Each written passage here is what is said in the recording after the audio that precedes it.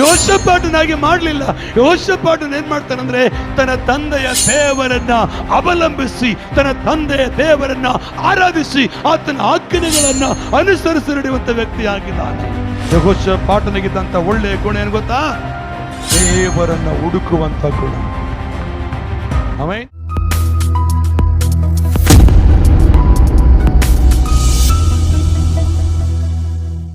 ನಾವು ಒಂದು ವ್ಯಕ್ತಿಯ ಬಗ್ಗೆ ಮಾತನಾಡಿಸ್ಕೊಳ್ಳಿಕ್ಕೆ ಹೋಗ್ತಾ ಇದ್ದೇವೆ. ಆತನ ಹೆಸರು ಯಾರ ಹೆಸರು ಹೇಳ್ರಿ? ಯೆಹೋಷಾಫಾಟನು. ಹೇಳ್ರಿ. ಈಗ ಯೆಹೋಷಾಫಾಟನು ಯೆಹೂದ್ಯರ ಅರಸನು. ಯೆಹೂದ್ಯ ಜನಾಂಗಕ್ಕೆ ಒಬ್ಬ ಅರಸನಾಗಿ ಆಳ್ವಿಕೆ ಮಾಡಿದ ವ್ಯಕ್ತಿ. ಈ ಯೆಹೋಷಾಫಾಟನು ಆಸನ ಮಗನು. ನೆನಪಿಟ್ಟುಕೊಳ್ಳಿ, ಇಲ್ಲ ಬರೆದಿಟ್ಟುಕೊಳ್ಳಿ. ಯೆಹೋಷಾಫಾಟನು ಆಸನ ಮಗನು. ಅವನು 35 ವರ್ಷ ವಯಸ್ಸುಳ್ಳವನಾಗಿರುವಾಗ ಅರಸನಾಗಿ ಅಧಿಕಾರವನ್ನು ತೆಗೆದುಕೊಳ್ಳುತ್ತಾನೆ. ಹಲ್ಲೆಲೂಯಾ. ಜೊತೆಯಲ್ಲಿ ಕೈಗಳು ಬರಬೇಕು. ಹಲ್ಲೆಲೂಯಾ. ಕೆಲವರು ಹಿಂಗೇ ಇದಾವ. ಹಲ್ಲೆಲೂಯಾ. ಈ ಯೆಹೋಷಾಫಾಟನು ಒಳ್ಳೆಯ ರಾಜನಾಗಿದ್ದನು. ತನ್ನ ತಂದೆಯಾದ ಆಸನ ಮಾರ್ಗದಲ್ಲಿ ನಡೆಯುವಂತ ವ್ಯಕ್ತಿಯಾಗಿದ್ದನು. ಆಮೇಲೆ ಅವನೆಂತನಾಗಿದ್ದಂದ್ರೆ ದೇವರನ್ನ ಹುಡುಕುವಂತ ವ್ಯಕ್ತಿಯಾಗಿದ್ದನು. ಆಮೆನ್. ಹಲ್ಲೆಲೂಯಾ. ಈ ಯೆಹೋಷಾಫಾಟನ ಬಗ್ಗೆ ನಾವು ಕೆಲವು ಸಾರಿ ಕೇಳಿಸ್ಕೊಂಡಿರಬಹುದು, ಇಲ್ಲ ಇವತ್ತೇ ಹೊಸದಾಗಿ ನೀವು ಕೇಳಿಸ್ಕೊಳ್ಬಹುದು. ಈ ಯೆಹೋಷಾಫಾಟನಲ್ಲಿ ಕೆಲವು ಗುಣಗಾನಗಳನ್ನು ನಾವು ತಿಳಿದುಕೊಳ್ಳಬೇಕು, ಅದನ್ನು ನಾವು ಅನ್ವಯಿಸ್ಕೊಳ್ಬೇಕಂತ ಈ ಮಾತು ಮಾತನಾಡ್ತಾನೆ. ಯೆಹೋಷಾಫಾಟನು ಒಳ್ಳೆಯ ರಾಜನಾಗಿದ್ದನು. ಮಾತ್ರವಲ್ಲದೆ ಅವನ ತಂದೆಯ ಮಾರ್ಗದಲ್ಲಿ ನಡೆಯುವಂತ ವ್ಯಕ್ತಿಯಾಗಿದ್ದನು. ಅದು ಮಾತ್ರವಲ್ಲದೆ ಅವರ ಪೂರ್ವಿಕರ ದೇವರನ್ನ ಹುಡುಕುವಂತ ವ್ಯಕ್ತಿಯಾಗಿದ್ದನು. ಆಮೆನ್. ಹಲ್ಲೆಲೂಯಾ. ಈ ಯೆಹೋಷಾಫಾಟನ ಜೀವನದಲ್ಲಿ ದೇವರು ಅಷ್ಟು ಅದ್ಭುತಗಳನ್ನು ಮಾಡಲಿಕ್ಕೆ ಕಾರಣ ಏನು? ಯೆಹೋಷಾಫಾಟನ ವಿರುದ್ಧವಾಗಿ ಬಂದಿರುವ ಶತ್ರುಗಳು ತಾನೇ ಸೋತು ಹೋಗಿದ್ದಾರೆ. ಮುಂದಿನ ಅಧ್ಯಾಯದಲ್ಲಿ ನಾನು ನಿಮಗೆ ತೋರಿಸ್ತೇನೆ. ಯೆಹೋಷಾಫಾಟನ ವಿರುದ್ಧವಾಗಿ ಅಮೋರಿಯರು, ಮೋವಾಬ್ಯರು, ಬೇರೆ ಬೇರೆ ಶತ್ರುವಿನ ಸೈನ್ಯದವರು ಬಂದು ಯುದ್ಧ ಮಾಡಲಿಕ್ಕೆ ಬಂದರು. ಅನಂತಮ್ಮ, ಯುದ್ಧ ಮಾಡಲಿಕ್ಕೆ ಬಂದಾಗ ಇವರ ಸೈನ್ಯದವರು ಕಡಿಮೆ ಇದ್ದಾರೆ, ಸ್ವಲ್ಪ ಜನ ಇದ್ದಾರೆ. ಅವಾಗ ಈತನ ಕೈಲಿ ಯುದ್ಧ ಮಾಡಕ್ಕೆ ಆಗ್ತಾ ಇಲ್ಲ. ಆದರೂ ಯೆಹೋಷಾಫಾಟನ ಮೂಲಕವಾಗಿ ದೇವರು ಯುದ್ಧದಲ್ಲಿ ಜಯವನ್ನು ಕೊಟ್ಟನು. ಕಾರಣ ಏನು? ಕಾರಣ ಏನು? ನಂಬರ್ 1, ಯೆಹೋಷಾಫಾಟನ ಏನು ಗುಣ ಇತ್ತಂದ್ರೆ ದೇವರನ್ನ ಹುಡುಕುವಂತ ಗುಣ ಇತ್ತು. ಹೇಳಿ ಎಲ್ಲರೂ ಹೇಳ್ರಿ.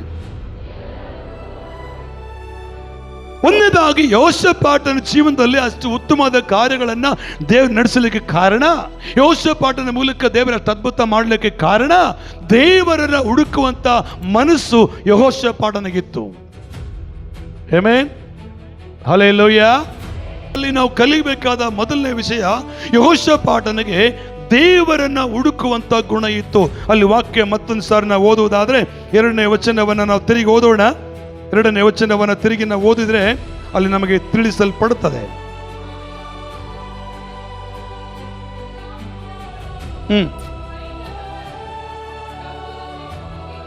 ಇವರನ್ನು ಅವಲಂಬಿಸದೆ ತನ್ನ ಪೂರ್ವಿಕನಾದ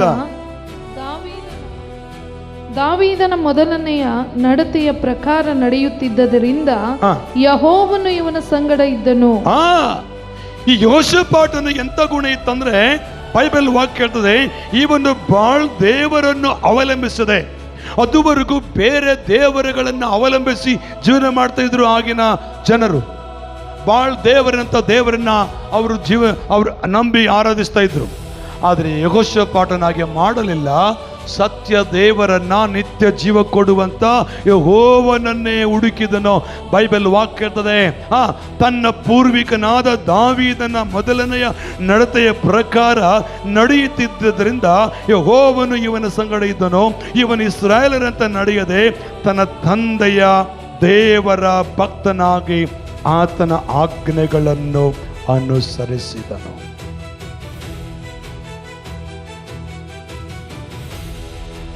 ಯೆಹೋಷಾಫಾಟನು ತನ್ನ ತಂದೆಯ ದೇವರನ್ನ ಹುಡುಕಿದನು. ಅಲ್ಲಿರುವ ಜನರಲ್ಲಿ ಬೇರೆ ಬಾಳ್ ದೇವತೆ ಅನ್ನೋದನ್ನ ಅವಲಂಬಿಸಿ ಆರಾಧಿಸ್ತಾ ಇದ್ದಾರೆ. ಅಲ್ಲಿರುವಂಥ ಬೇರೆ ಎಲ್ಲರೂ ಬಾಳ್ ದೇವತೆನಂತ ದೇವರಿಗೆ ನಮಸ್ಕರಿಸ್ತಾ ಇದ್ದಾರೆ.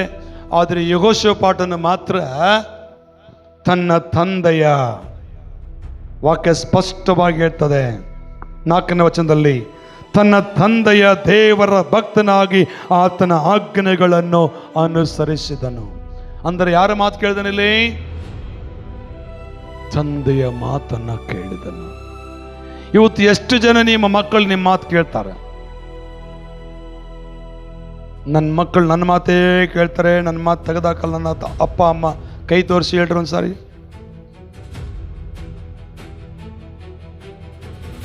ನಾನು ಇನ್ನೊಂದ್ಸರಿ ಹೇಳ್ತಾನೆ, ನನ್ನ ಮಕ್ಕಳು ನನ್ನ ಮಾತೇ ಕೇಳ್ತಾರೆ, ನನ್ನ ಮಾತು ಒಂದು ಕಿತ್ತಾಕಂಗಿಲ್ಲ, ಎಲ್ಲ ಮಾತು ಕರೆಕ್ಟಾಗಿ ಕೇಳ್ತಾರೆ. ನನ್ನ ಅಪ್ಪ ಅಮ್ಮ ಕೈ ತೋರಿಸ್ರಿ.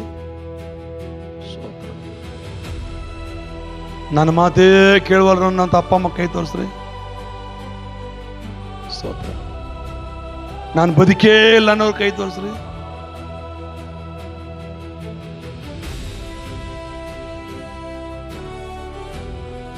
ಎಲ್ಲದಕ್ಕೆ ಇದೆ ಮೌನ ಉತ್ತರ.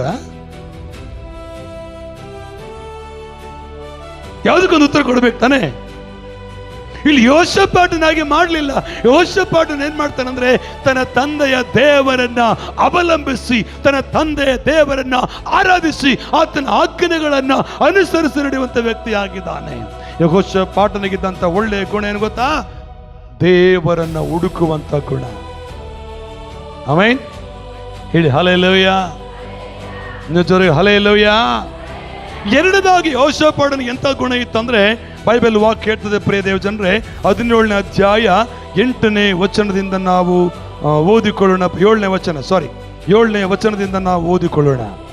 ಇವನು ತನ್ನ ಆಳಿಕೆಯ 3ನೆಯ ವರ್ಷದಲ್ಲಿ ತನ್ನ ಸರದಾರರ ಬೆನ್ಹಾಯ್, ಒಬೇದ್ಯ, ಜಕಾರ್ಯ, ನೆತನೇಲ್, ಮೀಕಾಯ ಇವರನ್ನು ಇವರ ಜೊತೆಯಲ್ಲಿ ಶೆಮಾಯ, ನೇತಾನ್ಯ, ಜಬದ್ಯ, ಅಸಾಹೇಲ್, ಶೆಮಿರಾಮೋತ್, ಯಹೋನಾಥನ್, ಆದೋನಿಯ, ಟೋಬಿಯ, ಟೊಬದೋನಿಯ ಎಂಬ ಲೇವಿಯರನ್ನು, ಎಲಿಷಾಮನ ಯಹೋರಾಮ್ ಎಂಬ ಯಾಜಕನನ್ನು ಧರ್ಮೋಪದೇಶ ಮಾಡುವುದಕ್ಕೋಸ್ಕರ ಯಹೂದ ದೇಶದ ಪಟ್ಟಣಗಳಿಗೆ ಕಳುಹಿಸಿದನು. ಇವರು ಯಹೂದ ಧರ್ಮಶಾಸ್ತ್ರವನ್ನು ತೆಗೆದುಕೊಂಡು ಯಹೂದ ದೇಶದಲ್ಲೆಲ್ಲ ಸಂಚಾರ ಮಾಡಿ ಜನರಿಗೆ ಬೋಧಿಸಿದನು. ಎರಡನೇದಾಗಿ ಯೆಹೋಷಾಫಾಟನಿಗಿದ್ದಂತ ಒಳ್ಳೆಯ ಗುಣ ಏನು ಗೊತ್ತಾ? ದೇವರ ವಾಕ್ಯವನ್ನ ಜನರಿಗೆ ಬೋಧಿಸಬೇಕು, ದೇವರ ವಾಕ್ಯವನ್ನ ಜನರಿಗೆ ತಿಳಿಸಬೇಕು, ದೇವರ ವಾಕ್ಯವನ್ನ ಜನರ ಮುಂದೆ ನಾನೇನ್ ಮಾಡ್ಬೇಕು, ಅದನ್ನ ಪ್ರಕಟಿಸಬೇಕನ್ನುವಂತ ಕಾತುರವುಳ್ಳವನಾಗಿದ್ದನು. ಆಮೆನ್. ಯೆಹೋಷಾಫಾಟನಿಗಿದ್ದಂತ ಎರಡನೇ ಒಳ್ಳೆಯ ಗುಣ, ದೇವರ ವಾಕ್ಯವನ್ನ ಜನರಿಗೆ ಹೇಗಾದರೂ ಮಾಡಿ ತಿಳಿಸ್ಬೇಕು, ದೇವರ ವಾಕ್ಯವನ್ನು ಹೇಗಾದರೂ ಜನರಿಗೆ ನಾನು ಪ್ರಕಟಿಸಬೇಕು. ಅದನ್ನು ಯೋಚನೆ ಮಾಡಿ ಯೆಹೋಷಾಫಾಟನು ಒಂದು ತಂಡವನ್ನ, ಒಂದು ಸೈನ್ಯವನ್ನು ರೆಡಿ ಮಾಡಿಕೊಂಡನು.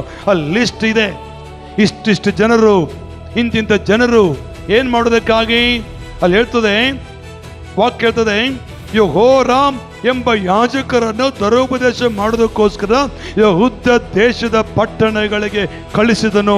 ಏನ್ ಮಾಡಿ ಕಳಿಸಿದನು? ಇವರು ಯೆಹೋವ ಧರ್ಮಶಾಸ್ತ್ರವನ್ನು ತೆಗೆದುಕೊಂಡು ಯಹೂದ ದೇಶದಲ್ಲೆಲ್ಲ ಸಂಚಾರ ಮಾಡಿ ಜನರಿಗೆ ಏನ್ ಮಾಡಿದ್ರು? ಬೋಧಿಸಿದರು.